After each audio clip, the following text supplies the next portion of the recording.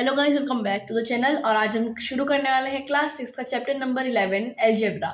तो आज हम स्टार्ट करेंगे एक्सरसाइज नंबर 11.1 से। तो 11.1 का हमारा क्वेश्चन नंबर 1 है, find the rule which gives the number of match sticks required to make the following match stick pattern, use the variable to write the rule.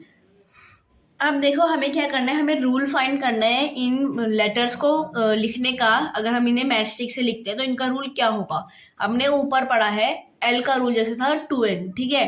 तो वैसे हमें इन सब का रूल भी अलग अलग होता है, तो फाइंड करना है। तो पहला है हमारा पैटर्न लेटर टी। अब देखो रूल फाइंड कैसे करते हैं, हम बेसिक से शुरू करेंगे। रूल फाइंड करने के लिए पहले हम देखते हैं कि उस चीज को बनाने में या फिर उस चीज में कितने यूज हुए हैं। मान लो हमें यहाँ पे टी में देखना है कितनी मैचस्टिक यूज हुई है।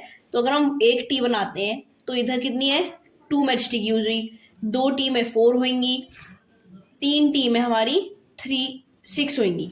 तो मतलब 1 इज इक्वल टू 2 है, 2 इज इक्वल टू 4 है और 3 इज इक्वल टू 6 है।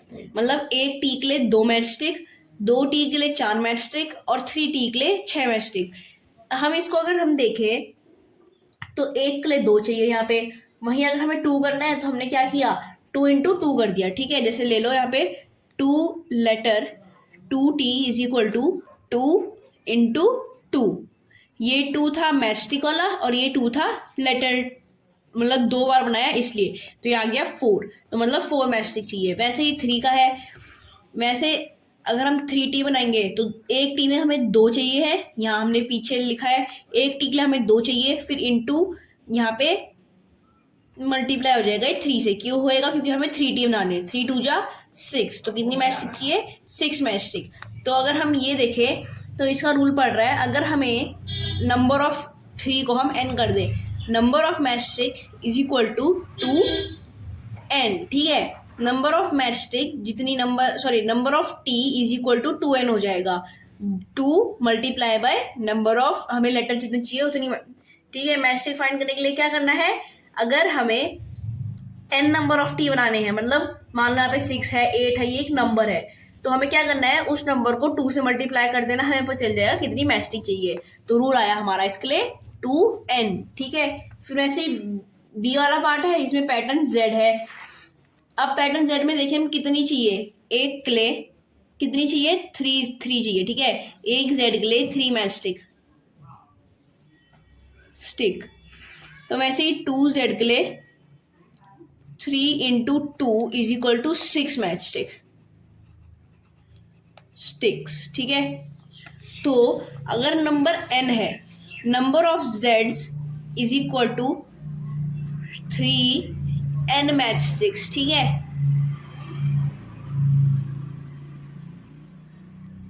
ये हो गया हमारा रूल, 3n मैच स्टिक्स। एक नंबर ऑफ z के लिए हमें 3n मैच स्टिक्स चाहिए, ठीक है। अब वैसे इसी पार्ट में a है तो u है, तो अब हमें u कैसे बनाना है, ये u हमें u बना के मिला है, हमें सारे लेटर बना के मिले हैं, हमें बस काउंट करने कितनी मैच स्टिक यूज हुई है, 1 2 3। एक u में यूज करी गई है 3 मैच स्टिक, तो 1 u is equal to 3 match stick.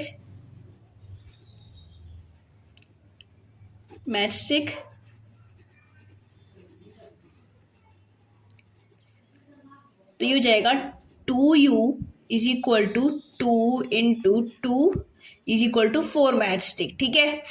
तो वैसे ही n number of u is equal to 2 into n match sticks, ठीक है।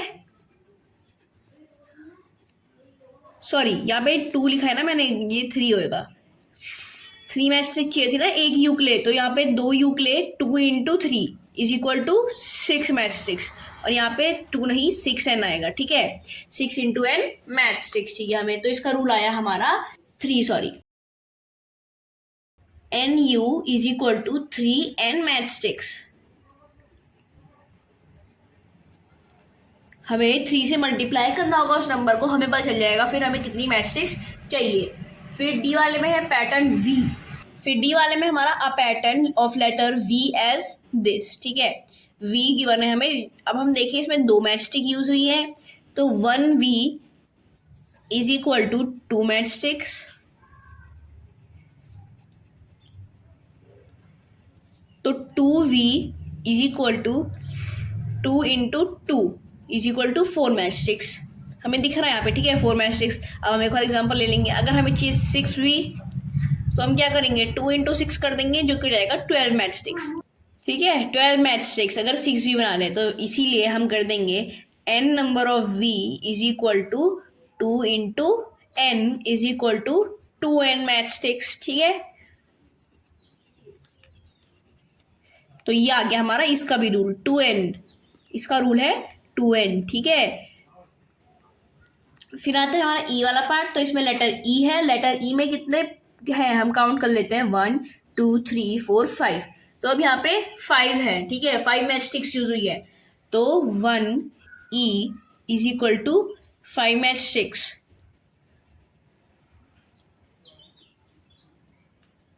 अब हमें एक ई के लिए 5 मैच स्टिक्स चाहिए, 2 ई के लिए कितनी चाहिए होंगी, 5 into 2 is equal to 10 match sticks, ठीक है। 3 ई के लिए कितनी चाहिए होंगी, 5 into 3 is equal to 15 match sticks.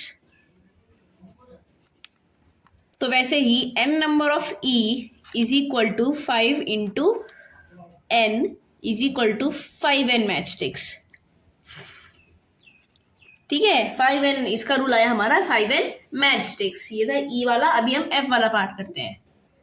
फिर f वाले पार्ट में आता है हमारा pattern of letter s as ये वाला, ठीक है, 1 2 3 4 5 है, इसमें 5 मैच स्टिक्स यूज हुई है। तो अब देखो जितनी बार हम ऑब्जर्व कर रहे हैं, तो हम ये देख रहे हैं कि अगर एक एस के लिए 5 मैच स्टिक्स यूज की गई है, तो नंबर ऑफ एस के लिए 5n हो जाएगा, ठीक है। हमने ये चीज नोटिस कर ली है, अगर 1 के लिए हो रहा है 5 यूज, तो n के लिए हो जाएगा 5n, अगर 1 के लिए हो रहा है 6 यूज, तो n के लिए हो जाएगा 6n। तो हम यहाँ पे देख रहे हैं एक एस के लिए 5 मैच स्टिक्स यूज करी गई है, तो number of S is equal to 5 into n is equal to 5n match sticks, ठीक है। हमने देखो अब तो हमने नोटिस कर लिया कि जितनी बार ये जितना ये नंबर है उतना ही n, उतनी ही हमें मल्टीप्लाई में चाहिए मैच स्टिक। अगर एक के लिए 5 चाहिए, 2 के लिए 10 चाहिए होंगी, क्यों, क्योंकि 5 से हमने 2 बनाए हैं तो 2 मल्टीप्लाई कर दिया, 3 बनाए हैं 3 मल्टीप्लाई कर दिया, तो हमने नंबर ऑफ उसको 3 1 2 3 जो थे नंबर ऑफ एस उसको n ले रखा है, ठीक है। अब हमने पता चल गया हमको, तो अब तो ये ईजी हो जाएगा।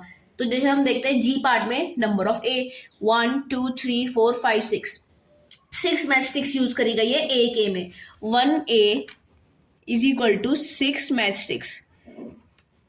तो सिंपल है, number of A is equal to 6n match sticks, ठीक है, 6n, और इसमें n क्या है, नंबर ऑफ ए, ठीक है। ये हो जाएगा हमारा क्वेश्चन नंबर 1। अब हम पढ़ाते हैं क्वेश्चन नंबर 2। तो क्वेश्चन नंबर 2 है हमारा, we already know the rule for the pattern of letters L, C and F. Some of the letter from question number 1 given us the same rule as that of L. Which are these? Why does this happen? तो हमें यहाँ पे बोला गया है, जैसे कि हमें पहले से पता है L, C और F का पैटर्न क्या है। L का है हमारा 2n, C का है हमारा 3n और F का है हमारा 4n। तो अब हमें बोला गया है, जैसे क्वेश्चन 1 में कई सारे जो लेटर्स थे, कुछ लेटर्स थे, उनका जो रूल था वो सेम एल की तरह था। तो अब हमें बताना है वो कौन से लेटर्स हैं और ऐसा क्यों है कि उनका रूल सेम है।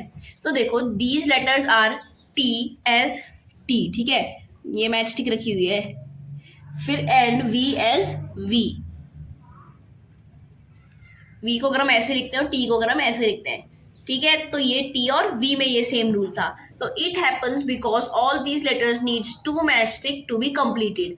ये इसलिए होता है क्योंकि ये जो टी, वी और एल लेटर्स थे, इनको 2 मैच स्टिक इनको 2 मैच स्टिक्स चाहिए होती है अपने आप को कंप्लीट करने के लिए, ठीक है। जैसे बाकी हम देखें, यू को 3 चाहिए थी, ई को चाहिए थी हमारी 5, ए को चाहिए थी 6, एस को भी 5 चाहिए थी, तो बस। लेकिन टी और वी जो थे क्वेश्चन नंबर 1 में, उनको 2 मैच स्टिक चाहिए थी अपने आप को कंप्लीट करने के लिए, तो उनका रूल था 2n, और l को भी 2 चाहिए होती है, तो l का भी रूल हो जाता है हमारा 2n, ठीक है।